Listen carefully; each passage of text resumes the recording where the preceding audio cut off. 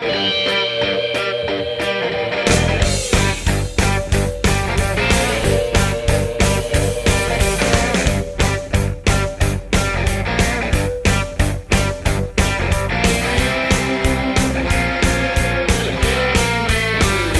mögött az asszony van?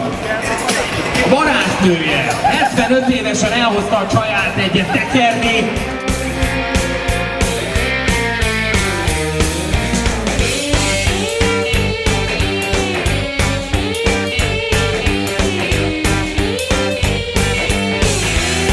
Mi történt? Lábszártól lefele amputálva van. Miért? Súlyos baleset. A mindenség, de talpra állt, tehát tapsoljuk meg ezt a fiatal embert.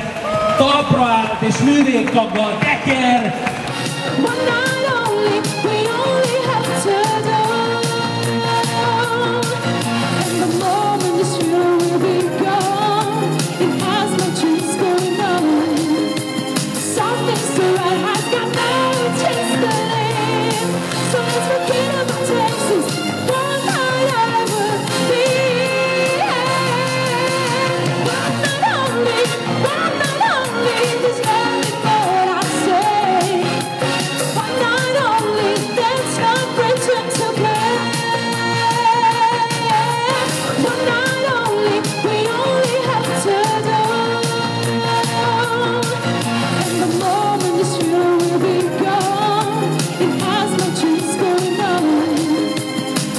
Döntő lesz azokkal a párosokkal, akik megtették azt a bizonyos számú távolságot, métert, amit elvárunk tőlük, és holnap folytatjuk műsorunkat. 16 órától várunk ide mindenkit szeretettel, szurkolókat, nézőket, és természetesen a versenyző párosokat.